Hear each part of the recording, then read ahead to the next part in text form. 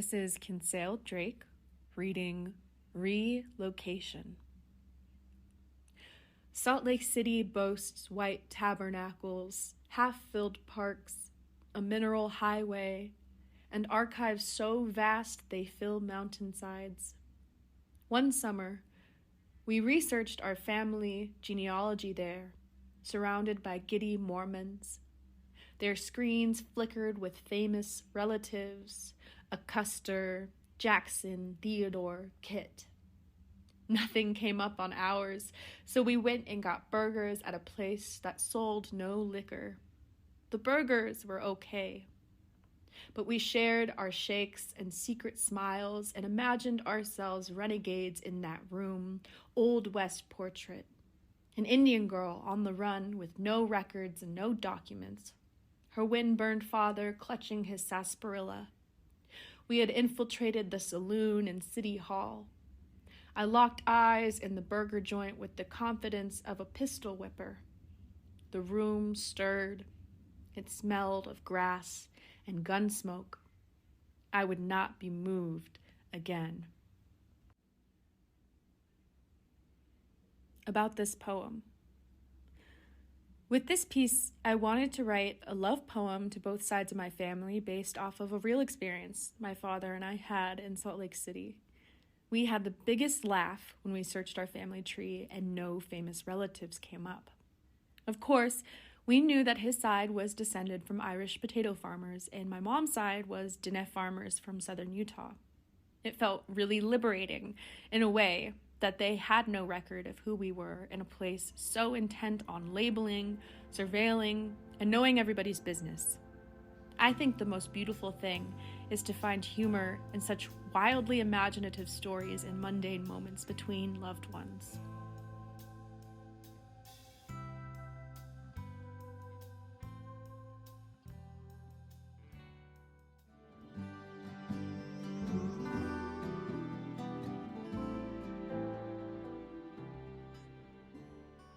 Hey, everybody. Thank you so much for joining us on another edition of Brown Box. I'm your co-host, Ryan. I'm Chris. And Brown Box, we have a slightly different format than our other programs where we introduce new music every week. So Chris and I dive into our personal music collections and we surprise each other with something new and put it in the box, and then we reach inside and find out what we have. So, Yeah. Chris, what do we have this week from Brown Box? This is what we have this week, and I just got this about maybe a week ago. Oh, okay. And it is Wow. A kind of little box set of REM's Up album, remastered. They've kind of matching their 25-year history of kind of gone album by album and done different formats, some bigger, some. This is one of the best of these sort of compilations around an album. Okay. So in it, it's got a remastered version of Up. Then it's kind of three. There's like that's three, cool. There's like 3 CDs in there. So there's the remastered version. Then there's a whole live album from that era. The tour. With the tour, and you sit there playing time. And then at the end they have the videos and stuff, but they also have a really good documentary called This Way Up. Okay. That interviews them at the time and then sort of a little more current, looking back on how they made that album and what was so difficult about it. And then there's a wonderful, like 8 or 9 song performance where they're almost like kind of in a loft. Oh. And they're playing some of these very complicated songs, like "Got Up My Most Beautiful," or some of these things where they're playing it live and they have their support musicians and whatnot. And it's just really cool. They got these kind of big lights and they're all sort of surrounding in a circle. Interesting. And there's some very quiet, subtle, elegant performances. It's some of the best music you'll ever hear from REM is in this little 8-song things on the 3rd disc. Okay. Well, the trip about Up, and maybe we've been talking about this with some of the other bands we've mentioned recently, is when the band changes, it's not just one musician goes out. It's like part of your soul leaves the band, and certainly with Bill Berry. Berry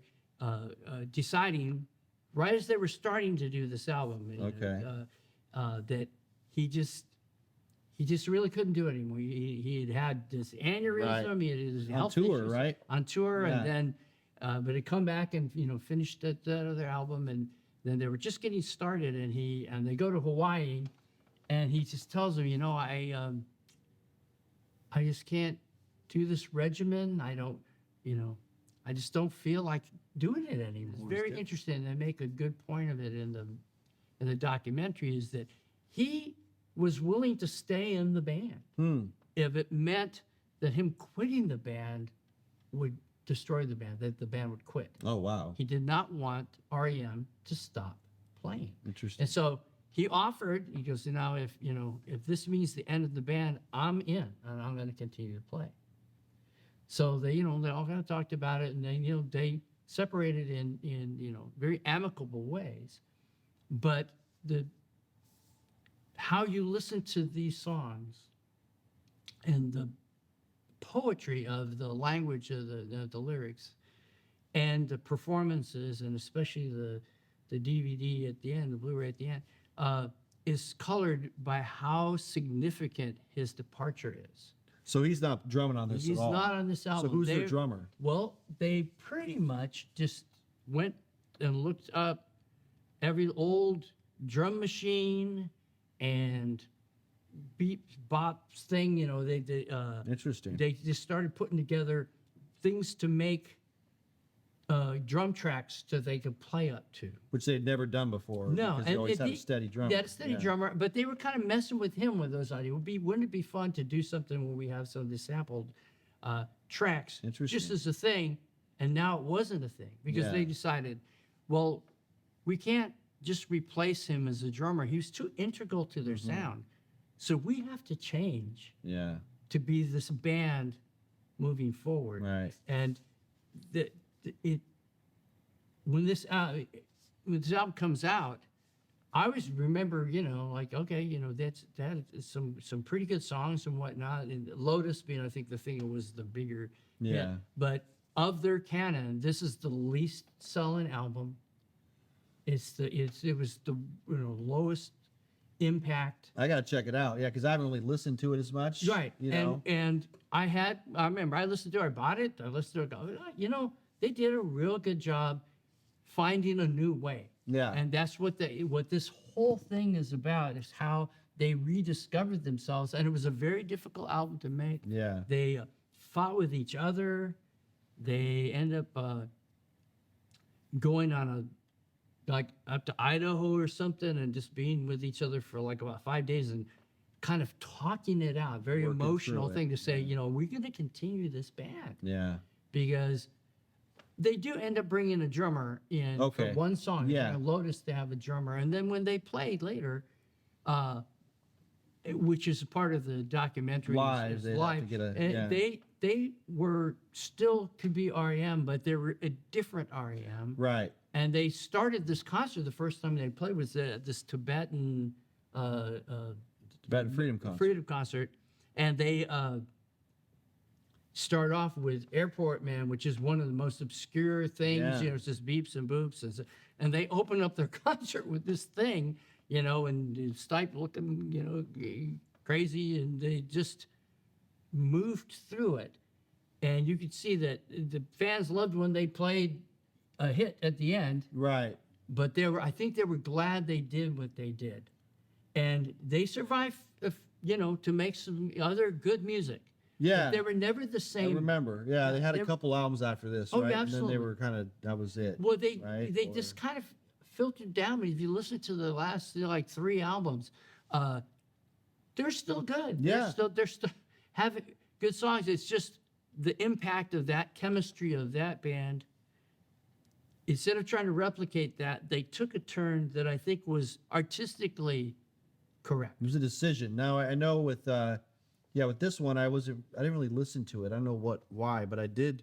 I know it wasn't like a divisive album, but I do know and it's one of my favorite REM's albums, is like Monster. I know that was kind of divisive because they went to this whole like electric, Oh, sure. harder edge. Yeah, stuff, harder which I edge. love. Yeah, what's the frequency cadet? I love that, and I love New Adventures in Hi-Fi, which came out after it.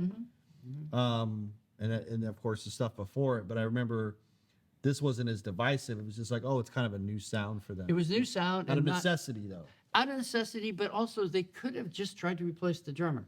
And I think this was really interesting about this is the artistic integrity.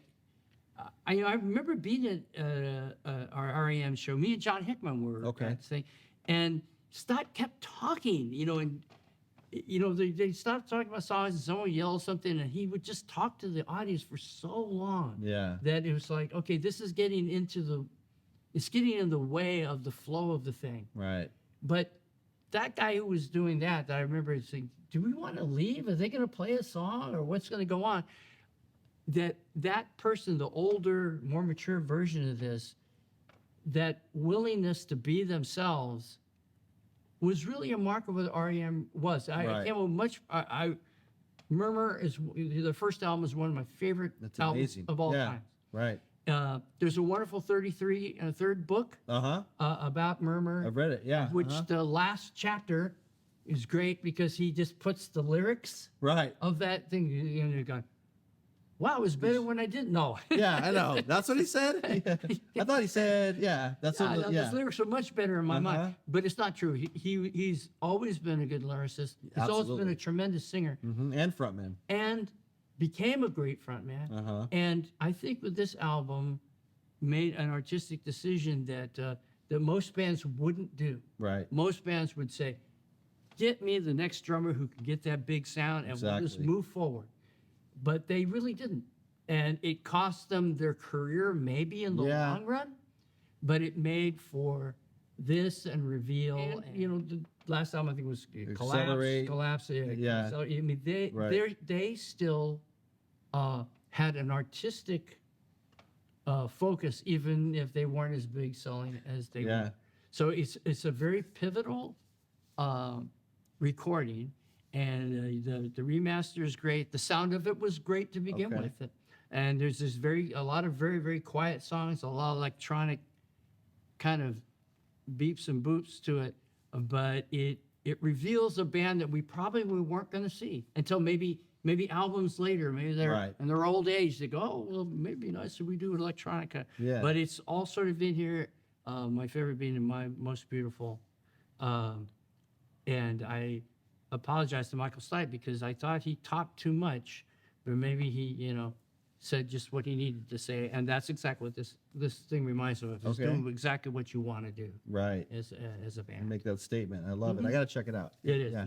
So I recommend it's a brown box entry REM box set for Up. Very cool. So that's another edition of Brown Box. Hoping that you see something you like and you'll check it out as well. I'm Ryan. I'm Chris. And we'll see y'all soon. Bye now. Adios.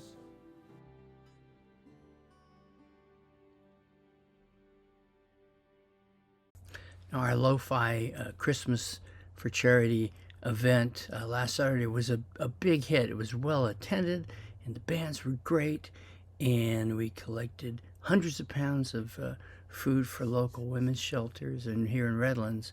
And so we're going to share just some tidbits from audience video about the vibe, and we'll probably show a fuller version down the road, but enjoy. This is Owen. Hey, Owen, how you doing? Welcome to the studio, Lo-Fi Lounge / studio. It all merges, but every year we do this great Christmas show. We're so glad that you're here for our annual Christmas show. Owen is particularly glad because he wasn't even around last year at this time, so he's 10 months old. And his dad is the bear. Don't tell anyone, but it's his dad. So that makes him like the cub, right? So, in the spirit of generations, we have, as our opening, actually an old friend of mine. And I'm not just talking about age. He may be old, but we are old friends because when I was growing up in Colton on 10th Street, there was a neighbor friend of mine that was about 5 houses away, and we would walk together to first grade together, walk together second grade. I'd throw stuff at him, he still would come back. With this guy is the first time I ever played music with another human being. And here we are tonight, still doing music. Ladies and gentlemen, Dan and Cindy, Dan Rush, my old buddy.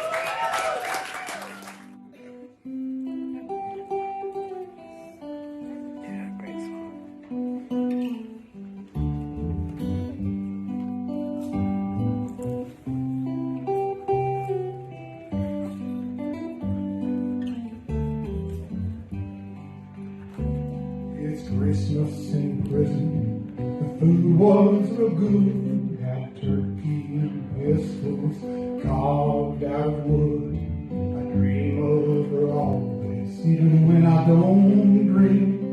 Her name's on my tongue, her blood's in my stream. Wait a while, eternity. Oh, Mother Nature's got nothing on me. Come to me, run to me, come to me now. Rolling my sweetheart, we're flowing back out.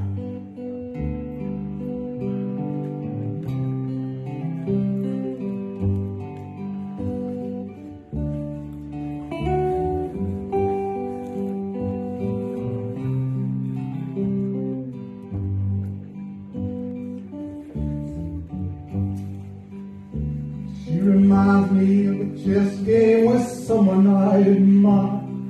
Picnic in the rain after a prairie fire. Her heart is as big as this whole doggone jail. Sweeter than saccharine at a drugstore sale. Wait a while, eternity. Oh, Mother Nature's got nothing on me. Come to me, run to me, come to me now. We're rolling, my sweetheart, we're flowing back out.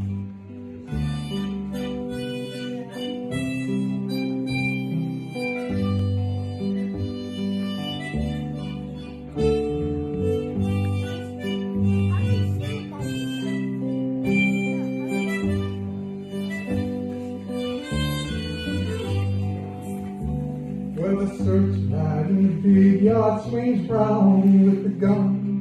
Spotlights the snowflakes like dust in the sun. Well, it's Christmas in prison, there'll be music tonight. Probably be homesick, I love you tonight. Wait a while, eternity. Oh, Mother Nature's got nothing on me. Come to me, run to me, come to me now. Rolling, my sweetheart, we're flowing back out.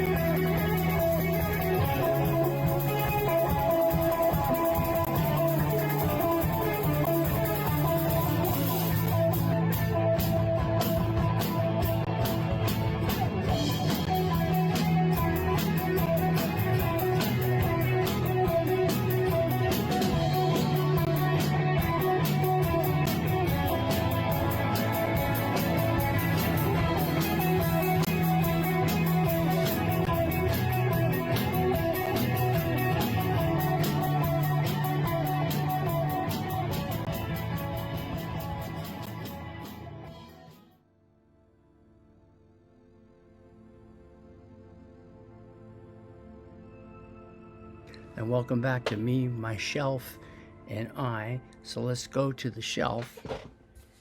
You know, there's a new Godzilla film out. It's really good. But our brown box segment about the 25th anniversary of Up got me to thinking and listening to the next 4 albums in REM's career, and they're different because they don't have that essential piece in the drummer in Bill Berry, but even though Up was downer in terms of their sales, they made a pretty big comeback with Reveal, with Imitation of Life, and it sounded more like an REM album, even though they'd turned the corner and had kind of found a new sound, very, very Beach Boys influence, different kind of pop sound for them, more complex. But it's a very successful album. And so, they're moving kind of back up the food chain. Then comes Around the Sun, which is very unlike an REM album. It's more like almost seems more like a Michael Stipe solo album. It's interesting, these fuzzy characters, because they, especially Peter Buck, they seem to kind of just fade into the background, and his vocals are up front, and even melodically it's different. Like, probably was just trying to have different kinds of melodies, but it still has, like, Leaving New York, which is a very, very beautiful song, and there's good material in here, but it's not accessible in a way, and it didn't do very well at all. In retrospect, listen to it, you appreciate that this was, kind of the last left turn for them. I think that they look back at this album, some in the band, that don't like it very much, but it's still REM, and there's still things to hear. Then they came back to form for a lot of folks with Accelerate, because it was their rock sound, and they went back to that dense guitar, angular music. Michael Stipe seems to be kind of re-energized with, there's a lot of fast songs in here. A lot of folks think this is the last REM album because it made a blip. Again, the sales aren't as big, but who cares about all that? It's just that they're still operating at a high quality. And they're in their final album, and you could tell it's their final album because, look, they're standing in the front, they're waving, goodbye, we're going. I think they wanted to create a broad expanse. We're tapping into a broad range of our history. It sounds very much like a really good REM album, and that's sort of my point here, is with all these releases at the end, people tend to overlook them, and after the drummer leaves, they go, well, they weren't really a good band. Well, they were still a really good band, and turned out material that they cared about, and finished their career, I think, with some honor. So thanks for listening.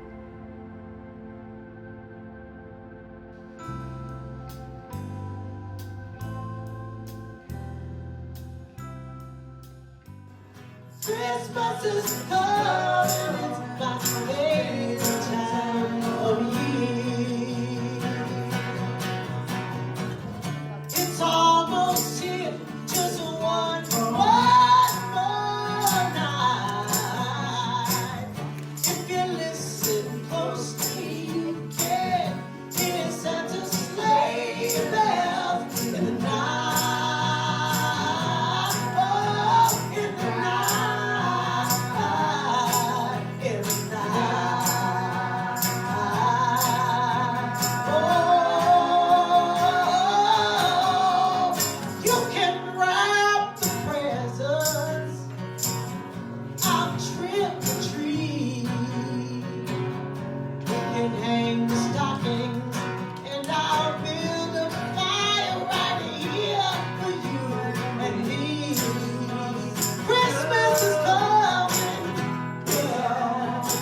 almost here. Christmas is coming, it's my favorite time. Oh, Christmas is coming, it's almost here. Christmas is coming.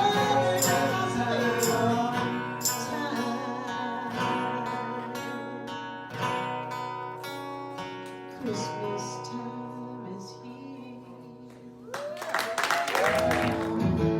The very man sound, and you look kind of different the way that I remember. When you're drunk on holy water, just like Satan's daughter, and you say, oh, I'm more fun when I'm dismembered. Well, black cat crosses the highway, and rain soaks through my shoes. And all I have left to show is 13 roses. Then saw her face. Now I'm a believer. Not a train, but down in my mind, I'm in love. Oh, I'm a believer if I try. I thought love was born as a given day. Before I came, that's all I got.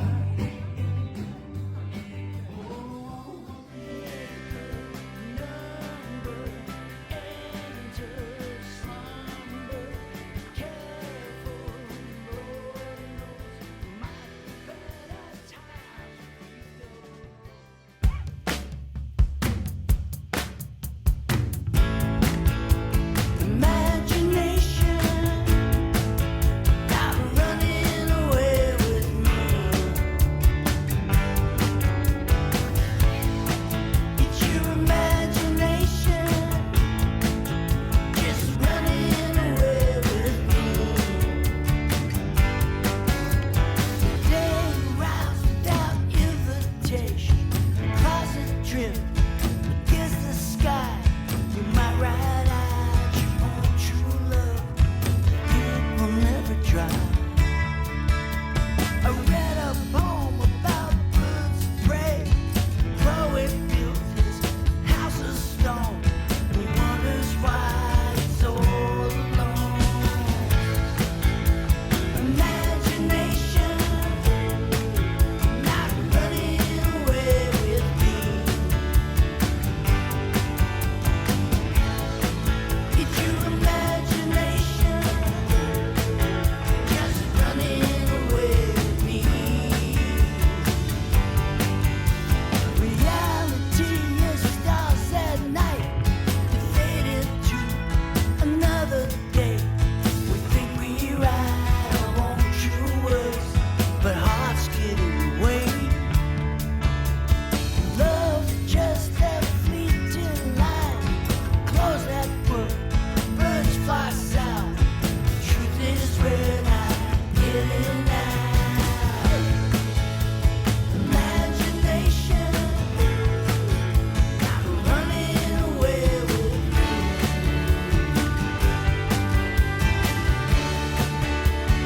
Running away.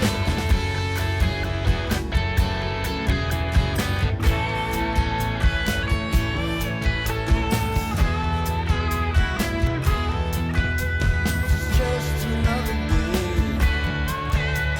It's just another day. Imagination, running away with me. It's your imagination, just running away with me.